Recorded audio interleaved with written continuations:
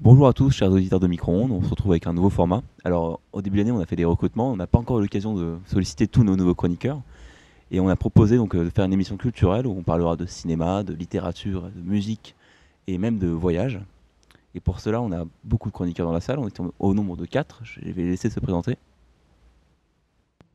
Salut, c'est Nola. Bah, moi, c'est Abdel. D'accord. Salut, moi c'est Paul. Et Gaspard, mais vous me connaissez déjà. Alors, la première chronique concernera l'album de Kanye West, c'est ça? C'est ça, album de Kanye, le Et dernier. c'est parti. Donc alors moi, je vais vous parler du dernier album de Kanye, Jesus is King, qui est sorti le 25 octobre dernier. Donc déjà, je vais poser un peu le contexte, parce qu'il est sorti dans un contexte particulier. Parce que à la base, on devait avoir un album en septembre 2018 à peu près, donc il y a déjà plus d'un an. C'était pas Jesus is King, c'était Yandy, qui a été par la suite reporté plusieurs fois, et puis finalement carrément annulé. Donc après, au courant 2018, on a vu apparaître un peu sur les réseaux sociaux des vidéos de Kanye West qui donne des concerts de gospel. Donc ce qu'il appelait le Sunday Service, c'était des concerts qui donnaient un peu tous les dimanches à peu près, un peu partout dans le monde. Et donc on a commencé à voir un Kanye plus tourné vers le gospel, plus tourné vers un délire un peu plus chrétien. Et donc déjà, avant, avant que le Sunday Service se développe vraiment, il y a eu un leak de Yandy qui avait été annulé. Et en août 2018, on apprend par l'intermédiaire de Kim Kardashian que Kanye West va sortir un album qui s'appelle Jesus is King et qui va sortir fin 2019. Donc voilà, 25 octobre, l'album est sorti avec quelques heures de retard, mais bon, ça c'est pas grave. Et on l'a quand même écouté. Et franchement, c'est bon, c'est pas du niveau de My Beautiful Dark Twisted Fantasy, qui par ailleurs a été élu album de la décennie, je sais pas si vous avez vu. Mais c'est pas de ce niveau-là, mais ça reste un bon album. Et dans cet album-là, Kanye reste fidèle à lui-même. Donc, c'est-à-dire qu'on retrouve pas les beats classiques qu'on retrouve dans le rap. On retrouve beaucoup de samples, beaucoup de mélodies un peu plus osées qui sortent de l'ordinaire. On a par exemple un solo de Kenny G sur Use This Gospel. Quel instrument, Kenny G? Saxophone. Ah ouais. T'as voulu me piéger là.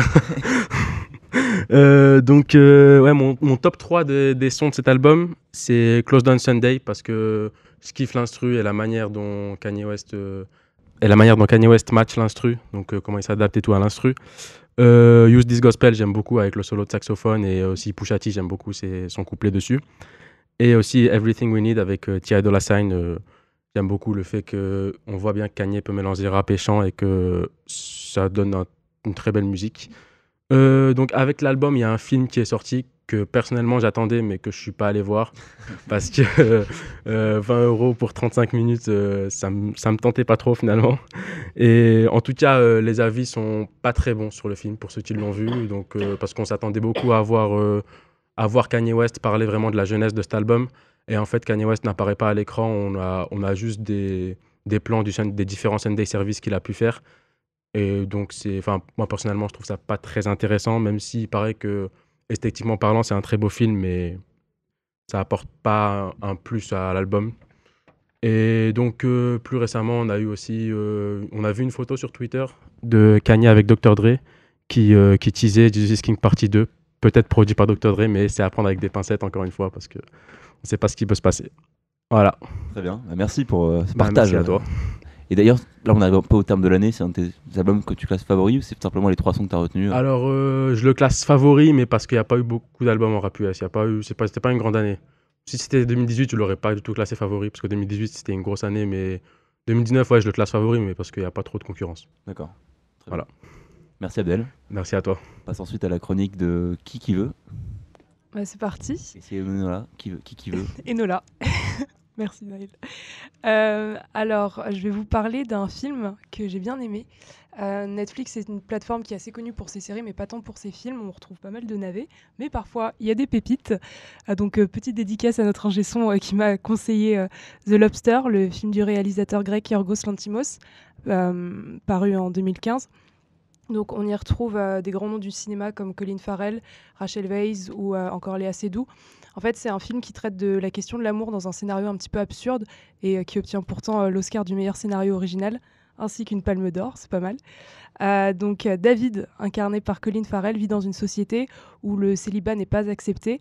L'amour est devenu une sorte de convention un petit peu pour tout le monde. Les célibataires sont envoyés dans un hôtel où ils ont 45 jours pour trouver leur moitié. Et l'une des particularités, c'est que les couples peuvent se former à partir du moment où les deux individus partagent une caractéristique commune, comme le fait de saigner du nez régulièrement ou le fait d'avoir une jolie voix. Du coup, en fait, je pense que le film est une sorte de satire des critères que l'on juge essentiels alors qu'ils n'ont rien à voir avec l'amour, ou peut-être aussi une critique du fait qu'aujourd'hui, les couples se forment à partir de rien. Donc, on peut se poser la question, quel est le mal si on ne trouve pas l'âme sœur dans ce monde particulier? Et bien en fait, on finit transformé en l'animal de notre choix, comme si le célibataire en fait était un petit peu déchu de sa condition d'homme, comme s'il devait être rejeté de la civilisation. Donc personnellement, ça m'a fait un peu penser à Circé dans la mythologie qui transforme les compagnons d'Ulysse en cochons. Euh, Et pourtant, certains se révoltent face à ce système. Ils le refusent et vivent prostrés dans les bois sous le nom de solitaires, qui doivent perpétuellement se cacher parce qu'ils sont chassés par les habitants de l'hôtel. Mais ces solitaires, eux, refusent toute forme d'amour et mutilent ceux qui s'y adonnent.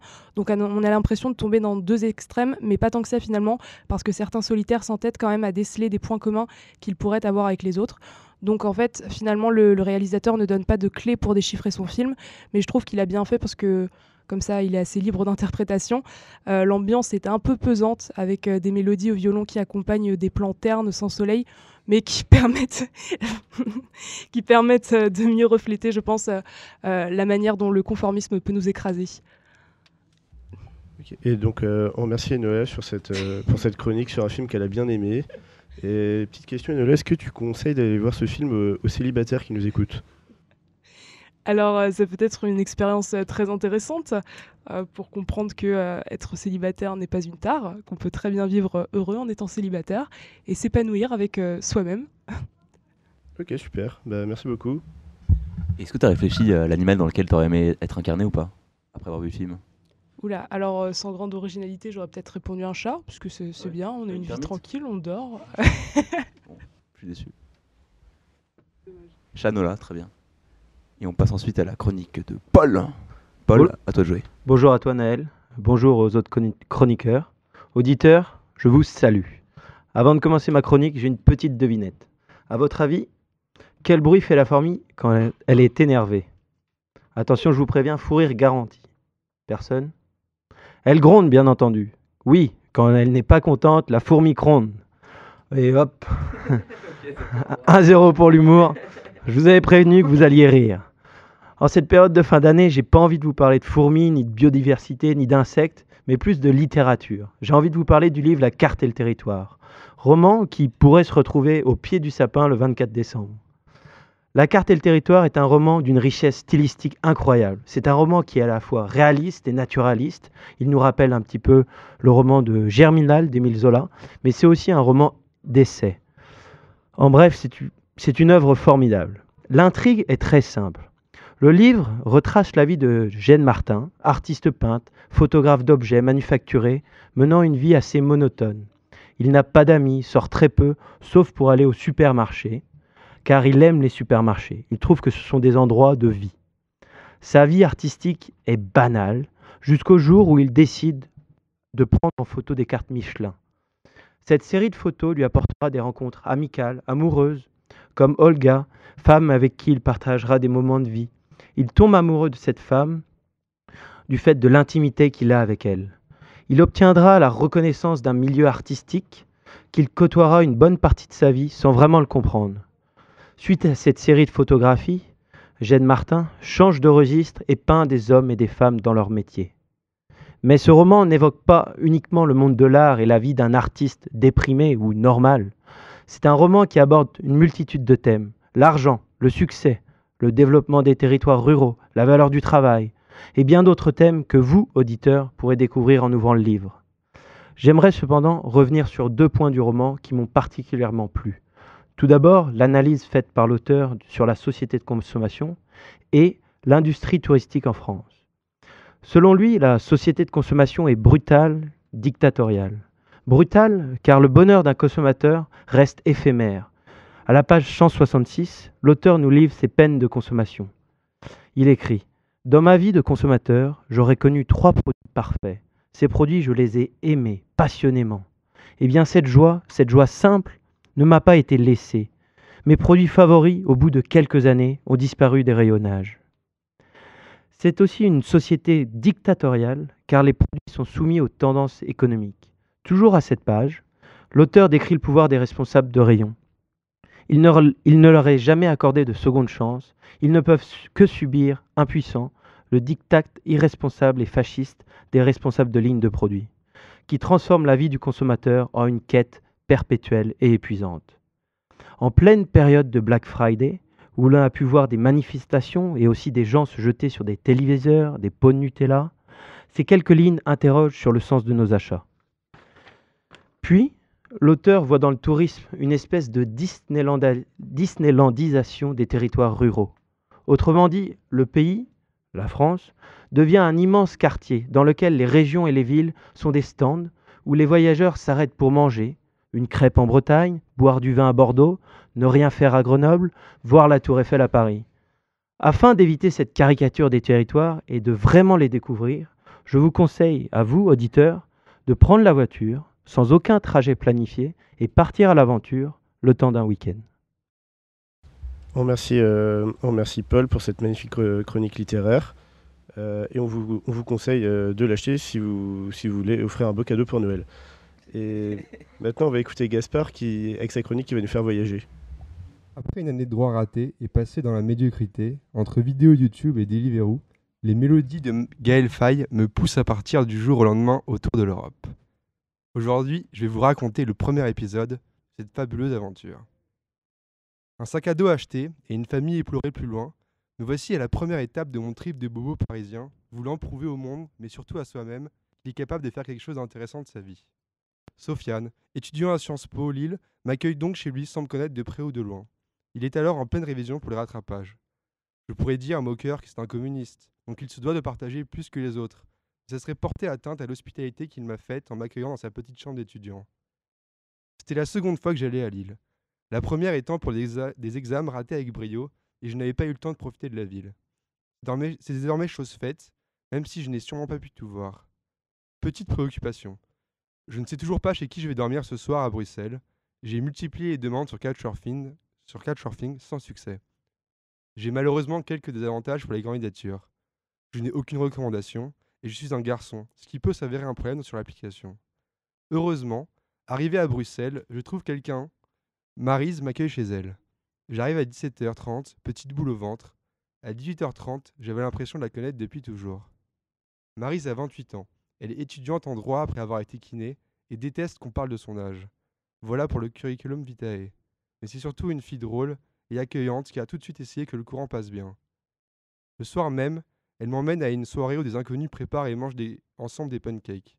Concept sympa, pas vraiment le genre d'endroit où j'irais de moi-même. Elle passa le week-end à monter Bruxelles, m'emmena voir ses amis et sa famille en passant par la fête de la musique bruxelloise. Je finis par partir 2 jours après, en ayant l'impression d'y être resté longtemps, direction Amsterdam. J'arrive à 20h à Amsterdam et je ne sais toujours pas où je vais dormir, sûrement dans la gare. Je poste le message suivant dans un groupe sur Couchsurfing dédié aux urgences de dernière minute. Titre: The night is dark and full of terrors. Sujet: Please don't let me alone with wild walkers. If you have a couch or a floor, please help me. Jan, 53 ans, est venu à mon secours. Il me dira plus tard qu'il ne connaissait pas Game of Thrones. Il a donc pas pu comprendre la référence et a dû me prendre pour un fou. Toujours est-il que Jan fait quand même 40 km pour me chercher, et ce à la dernière minute. Ça vous pose la gentillesse du bonhomme. Celui-ci habite Soest, petit village dans la campagne, pas loin d'Amsterdam. Jan est un type cool, qui a dû vivre seul toute sa vie et qui aime faire des rencontres. En tout cas, 1 heure après qu'on se soit vu pour la première fois, il me donnait les clés de sa maison pour le lendemain et réservait un terrain pour une partie de squash. Le lendemain matin, Jan était parti tôt pour le boulot et je suis parti à Utrecht pour visiter. C'est absolument sublime, une ville pleine de charme. Je retrouve Jan à 21h pour une partie de squash endiablé. Le lendemain, je pars pour Amsterdam très tôt, devant prendre un bus de nuit pour Berlin dans la soirée. Je ne connaissais pas Amsterdam et ne savais pas que la ville était sillonnée par l'eau. Je vous laisse imaginer mon émerveillement en me baladant dans les rues de celle-ci. J'en profite pour goûter aux spécialités locales qui m'emmènent rapidement sur une autre planète et j'attrape mon bus à la dernière minute. Après un bus de nuit épouvantable, j'arrive à Berlin très tôt. Première complication tant physique que psychologique. Mais ça, Vous le saurez dans le prochain épisode. Bravo, bravo. Merci, toi qu'on appelle maintenant le coach surfeur grenoblois. Donc il y aura plusieurs épisodes, c'est ça? Exactement. D'une série de combien? Ça dépend du succès de celui-ci. D'accord. Le public, c'est à vous de choisir dans ce cas-là. On remercie tout le monde d'être venu, donc vous aurez pu voir la diversité des chroniques proposées. Et on espère qu'on en fera un numéro très très vite. On va rendre l'antenne. Merci à tout le monde, merci aux chroniqueurs. Merci Enzo pour les transitions.